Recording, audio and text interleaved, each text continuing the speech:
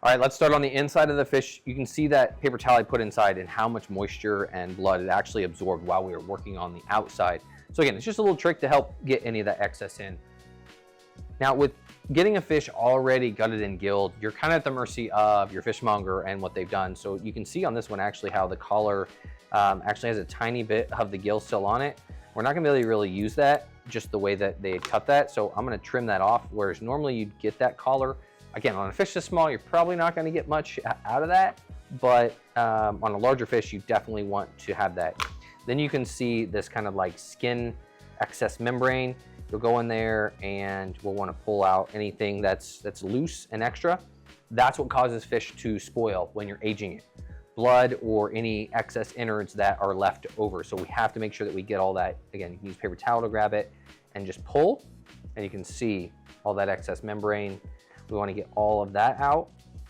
And then what we're going to do is actually, scissors are a fantastic tool to do this, is to kind of cut up that and just see and how that had already been punctured. So all that, we have to get all of that excess blood and liquid out of our fish before we age it.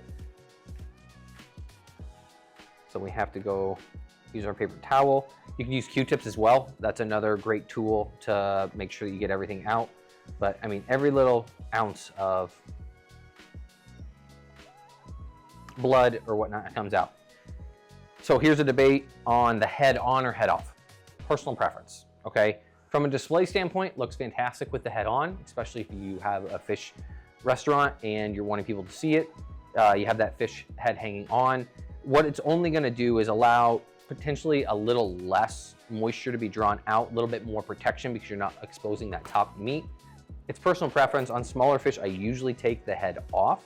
And again, it all depends. What are you doing for your presentation and all those kind of things. So I'm gonna actually get this head off.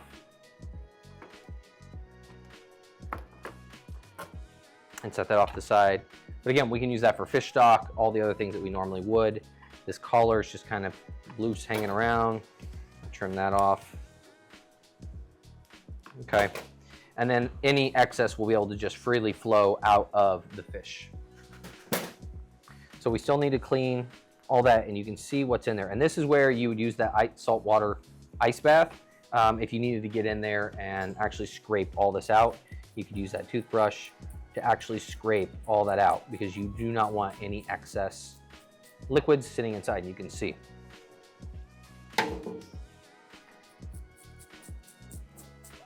Want a nice clean cavity.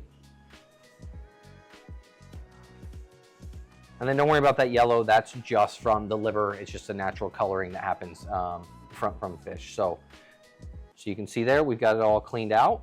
And pretty much now we're ready to hang this fish up. So let's get into actually tying it up, tagging it, and getting it into our dry aging cabinet.